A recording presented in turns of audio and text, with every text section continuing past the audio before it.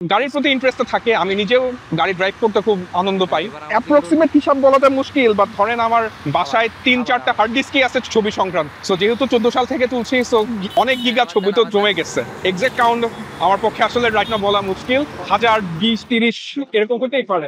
বাংলাদেশে একটা খুব রেয়ার একটা গাড়ি ছিল, Nissan GTR R34 Nismo, one of one piece. R34 বাংলাদেশে আর একটাও ছিল না। তো 18 সালের রোজার ঈদের সময় এক শুক্রবার দিন আমি বের হলাম যে আচ্ছা ঠিক আছে, জুমার নামাজ পড়েছি, হাতে কিছু সময় আছে। আমার স্পট তখন ছিল, বা এখনো মাঝে মাঝে যাই, কুর্মিটোলা হসপিটালের ওভারব্রিজটার ওখানে। তো সেই সময় দেখলাম যে মানে ওয়েট করছি, কালো কি জানি একটা আসছে। ছবি তোলার পরে আমার এক্সাইটমেন্ট তো বেড়ে গেল। আমি ভিউ ফাইন্ডার দিয়ে যখন দেখলাম এটা তো Nissan R34 one of one, ওই গাড়িটা আমি ওই 18 সালে তোলার আগে খুব কম মানুষেরই রিসেন্টলি ছবি তোলার স্কোপ হয়েছিল। কেউ কেউ পেয়েছে লাকিলি, বাট আমি রাস্তায় তখন পর্যন্ত দেখিনি। এবং ছবিটা তোলার পর খুবই এক্সাইটেড ছিলাম। ছবি পোস্ট করেও লোকজন অনেক ভালো ফিডব্যাক দিয়েছিল। পরবর্তীতে ওই গাড়িটা অফকোর্স এখন আপনি আর বাংলাদেশে পাবেন না, ওনারা ওটা অস্ট্রেলিয়ায় নিয়ে গিয়েছে। এটা আমার ওয়ান অফ দ্য এপিটোম বলতে পারেন, যে আমি রেয়ারেস্ট অফ দ্য রেয়ারেস্টের ছবি তুলতে পেরেছি। আমি সাংবাদিক কিনা, মানুষের ছবি তুলছি কিনা, নাকি কোনো কিছু কি হচ্ছে যেটা কভার করছে কিনা। আপনারা যেভাবে প্রশ্ন করেছেন এটা অফকোর্স অনেক হয়ে থাকে, বাট নো, আমার অ্যাবসলিউটলি শখই বলবো, আর কোনো রিজন নাই। আমি যেভাবে মনে করি আর কি, মানুষের ছবি তোলার মানুষের অভাব নাই। সবচেয়ে বড় প্রশ্নটা হচ্ছে এই ছবি তুলে কি করেন। এখন এটা এখান থেকে আমার তো আসলে পয়সা ইনকাম করার কোনো মাইন্ডসেট নাই। আমি পয়সা ইনকাম করার জন্য এখানে আসি না। সো কেউ যে শখের বসে ছবি তুলতে পারে এবং এই জিনিসের ছবি তুলতে পারে, সেটা বোঝাতে একটু কষ্ট হয়। শুধুমাত্র গাড়ির ছবি তোলার জন্য যে কেউ একজন একটা ওভারব্রিজে এসে 1 ঘন্টা 1.5-2 থাকতেছে, সেটাকে অনেকে আসলে একটু অন্যরকম ভাবে চিন্তা করতেই পারে, এবং করছেও। আই থিঙ্ক এটা আমি নিজের জন্যই করছি, বিদেশেও এটা করতে পেরেছি, যেটা নিয়ে আমি খুবই আনন্দিত।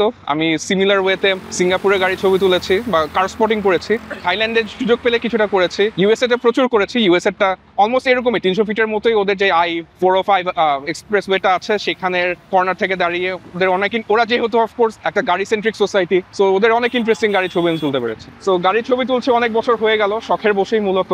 কোনো প্রফেশনালি যে আমি এটা কভার করছি তা না। আমার ইনস্টাগ্রাম পেজ আছে, ফেসবুকে ছোটখাটো একটা পেজ আছে, উইকিপিডিয়াতেও কিছু কন্ট্রিবিউশন আছে।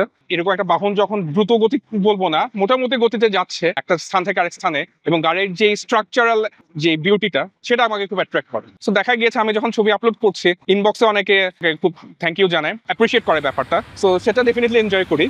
রাগের হিস্ট্রি বলতে গেলে একজন মনে হয় কোনো কারণে তার গাড়ির লাইসেন্স প্লেটটা কভার করা হয় নাই, যেটা আমি নর্মালি করি। আমার যত ছবি আমি প্রসেস করে সোশ্যাল মিডিয়াতে আপলোড করি, প্রাইভেসির স্বার্থেই সবার লাইসেন্স প্লেটটা থেকে দিই। ক্ষেত্র বিশেষে কিছু এক্সেপশন করি আর কি। ওরকম একজন একটু মাইন্ড করেছিলেন, পরে ওনার সাথে সমস্যা হয়নি, উনিও বুঝেছেন যে এখানে কোনো ইল মোটিভস নাই। গাড়ির ছবি মোটামুটি আপনার একযুগ হয়ে গিয়েছে।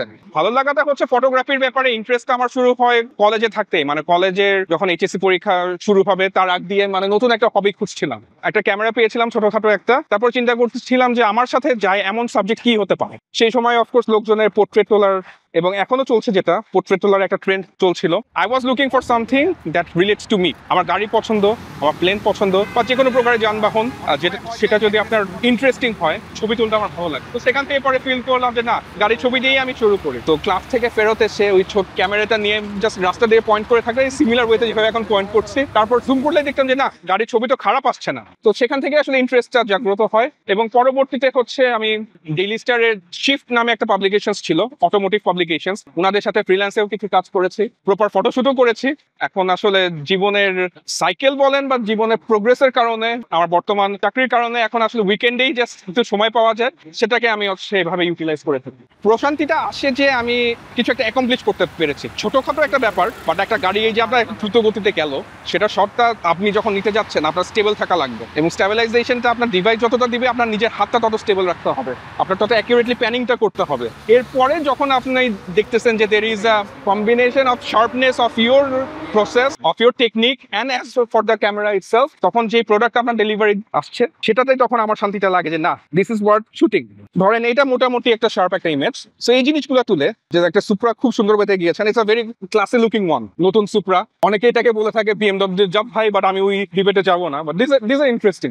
এন্ড এই জিনিসগুলো তোলার জন্যই, ডকুমেন্ট করার জন্যই আমি আমার সময়টা অতিবাহিত করি। আর একটা আমার খুব মেমোরেবল ইভেন্ট বলতে পারেন, আমি 1955 সালের একটা শেভরোলে 210 ছবি তুলতে পেরেছিলাম। ওটার ওনার হচ্ছে দুজয় ভাইয়া, is a very nice person.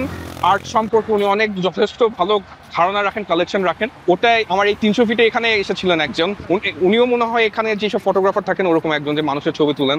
উনি আমাকে জিজ্ঞেস করতেছেন ভাই কিসের ছবি তুলতেছেন, বললাম গাড়ি। আচ্ছা, গাড়ির ছবি তুলে কি পয়সা আসে? আমি তখন বললাম যে না ভাই, আমি পয়সা অনেকে করতে পারে, আমি পয়সা করছি না, এটা আমার হবি। আমি নর্মালি যেটা করি হচ্ছে স্টিল ফটোস গুলা তুলি। সো কোনো একটা ইন্টারেস্টিং গাড়ি, মানে ইন্টারেস্টিং কথাটাকে অনেকভাবে আসলে ফিলোসফাইজ করা যায়। আমার যেমন পুরাতন জাপানিজ গাড়ি পছন্দ হয়, টয়োটা, হোন্ডা, মিৎসুবিশি, যেটাই যাক না কেন, 60s, 70s, 80s, even before classic গাড়িগুলো খুব পছন্দ। মোটামুটি নতুন গাড়ি ধরেন এরকম বেন্টলি, বেন্টেকা গেলেও তুলি, বিকজ দেখা যায় যে অনেক নতুন ভিউয়ার্স থাকেন যারা গাড়ি পছন্দ করেন, তারা আবার এইসব নতুন গাড়ির পারফরমেন্স এবং অ্যাস্থেটিক অ্যাপিয়ালটাকে খুব এনজয় করেন। প্ল্যান আপাতত হচ্ছে আমি সোশ্যাল মিডিয়াতে পোস্ট করছি। ভবিষ্যতে হয়তোবা যদি দেখি যে আরো অনেক বড় স্কোপ কিছু করা যাচ্ছে, ফটো বুক একটা হয়তোবা বের করা যেতে পারে, যদি ওটা এখনই পসিবল। এই 10 বছরে অনেক চেঞ্জ হয়েছে, অনেক গাড়ি রাস্তায় ছিল সেগুলো উঠে গিয়েছে, অনেক গাড়ি ক্র্যাশও করেছে দুঃখজনক ভাবে।